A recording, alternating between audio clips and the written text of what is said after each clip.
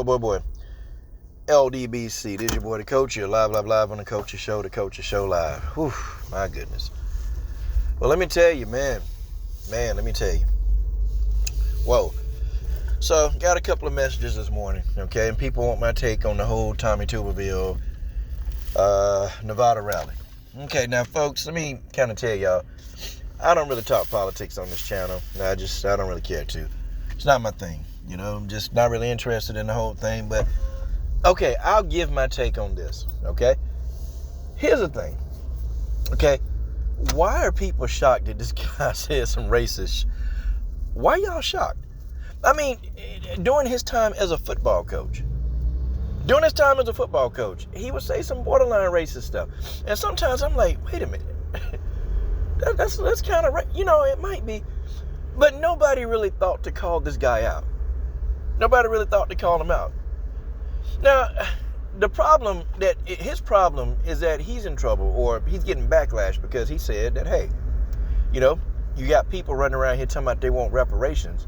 Well, those people don't deserve reparations, because these are the same people that's committing the crimes, and we're not going to give reparations to the people who be committing these crimes. That's not, you know, that's stupid. Whoa, now wait a minute. Now, he didn't say black people. He never said black people, but what group, and here's a trivia question. What group have been complaining about the lack of reparations? I wonder what group. Oh, black people. Dang it, lucky guess, right? Lucky damn guess. Black people. Black people. We've been talking about the lack of reparations. Now, for those of y'all that don't get what reparations, you don't understand the whole concept. Well, okay. So reparations is the whole concept of the 40 acres and a mule, right? So we were supposed to get that, or our ancestors were supposed to get that when, you know, they were freed slaves, because of the work that they did to help build this country. And let me tell you, slaves did a lot of work to build this dang on country. This country was built off the backs of slavery. Okay, it was built off the backs for damn near 4 decades. Not 4 decades, I'm talking about for hundreds of years. Slaves put in work building this country. Some people died as slaves. Some people were born slaves and died as slaves. And they worked. You know, and it used to irritate me when you have, you know, what was it, Kanye West talking about? Well, slavery wasn't that bad. People complaining about slavery. You don't have all the answers. Like Kanye West said slavery wasn't that bad. And I'm sitting here like, wait a minute. Because they did an interview with this woman who lived through slavery. And I think it was like in 1989, 1990, the interview somewhere up on YouTube. And she lived to be like 100 and something. I mean, she dead now. But she actually lived during the end of that time. Okay, and she was talking about like how intense it was, how just bad it was. Like, you know, you had to be out there picking cotton or whatever the harvest was. You had to be out there at all time of the weather. Okay, when it was snowing, you had to go out there. When it was over 100 degrees, you had to go out there. When it was raining, you had to go out there. In the lightning, you had to go out there.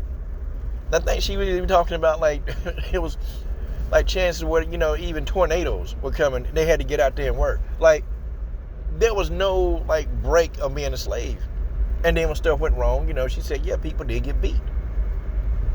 Now, I have to wonder, you know, you sitting there and you getting your ass whooped out there at 100-degree temperatures, and you got some idiot named Kanye West talking about, well, it wasn't that bad.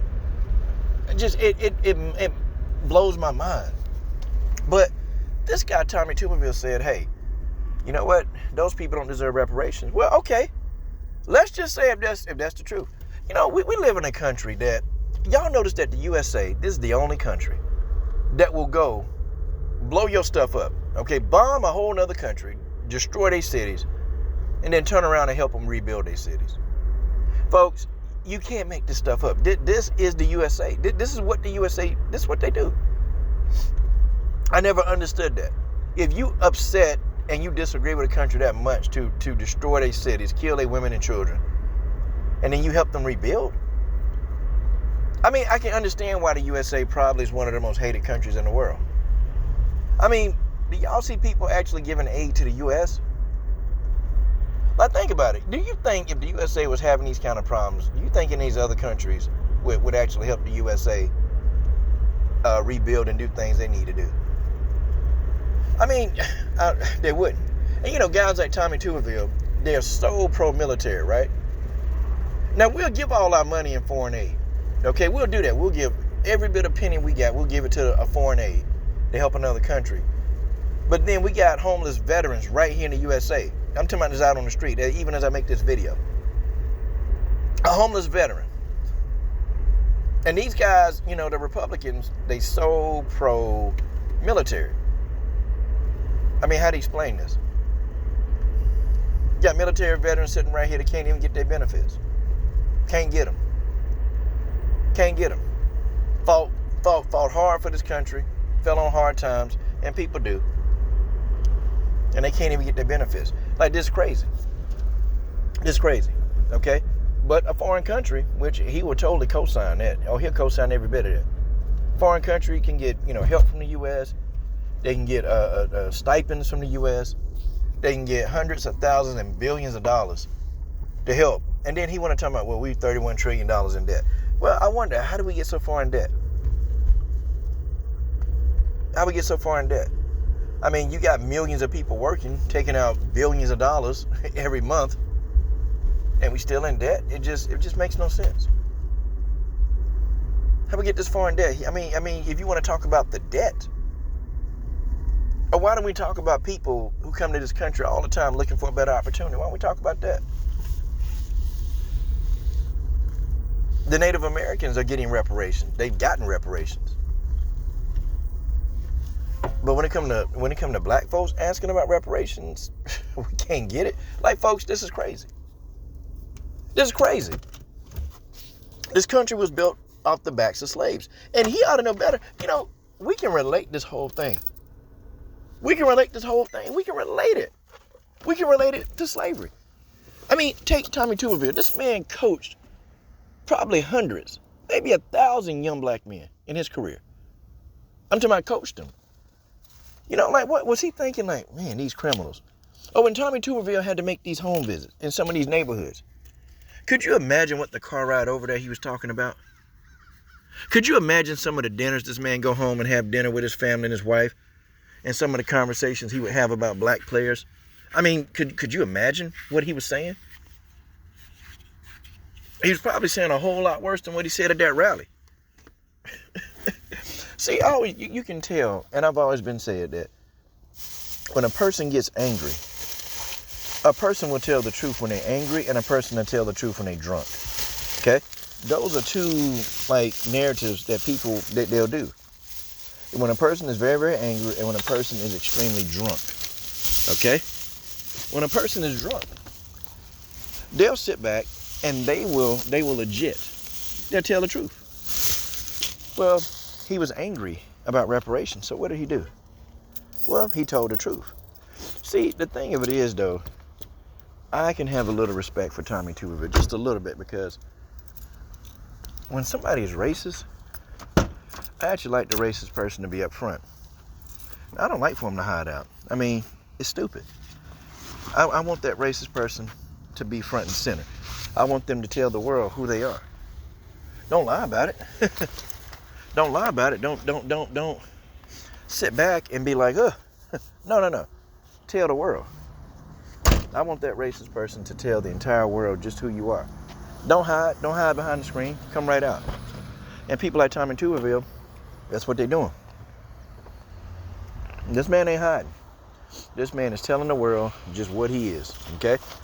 But this man made millions of dollars off the backs of black athletes. Millions, okay? This man became a multi-millionaire off the backs of black athletes. Boy, that's the same thing as the slave owners did back on the plantation, huh? He probably got some black players that's not doing so well. You think this guy will give any of his millions of dollars to try to help? Of course not. Of course he won't. Nope. He's a good old boy. He says some good old boy things. And of course he's not going to get in trouble. He's going to get a little backlash, but this man is going to get support now from everywhere. So y'all know this is the only place where a person can say some racist stuff. Now, it can be about black people. Now, if it's about anybody else, he's not going to say that to Asians or Hispanics. He won't say it because they will actually band together and they won't help him with his cause. But see, guys like Tommy Tuberville, they know that black people, they know that you can say some racist stuff, and then, they know that they'll be forgiven. They know black people will forgive you. And that's something, y'all. They know that black folks will ultimately, in the end, they'll forgive you. They'll forgive what you said. He know this. And so that's why he know he's still going to get black people that follow him and do this and do that. It's the same thing I was arguing with other black folks about Joe Rogan. And they were saying, Coach, you got to start thinking, man. Well, what do I need to think about? Joe Rogan not the same guy he was 10 years ago. Look, my parents always told me about racists. He said they never change. He said racist people don't change. He go, they just understand how to adapt to the times. Okay? They know how to adapt to the times, but they don't change. Because if you think about it, if a person been ingrained a certain doctrine for most of their life, let's say if the person is 40, okay? And you live at home for maybe 18 of those years. So for almost 2 decades, you've been indoctrinated and ingrained on why black people are just bad. Okay? This is what you've done for years. You don't change that. It's in you. It's inside your DNA. And that come out. Man, Joe Rogan changed. How has he changed? I tell black people, look, do y'all know, well, he made an apology. Yeah, because he got caught. Joe Rogan been saying racist things for years. This man made an apology because he got caught, y'all. I mean, think about it. Had the stuff surfaced about Joe Rogan, had that stuff not surfaced, guess what he'd still be doing? Not apologizing.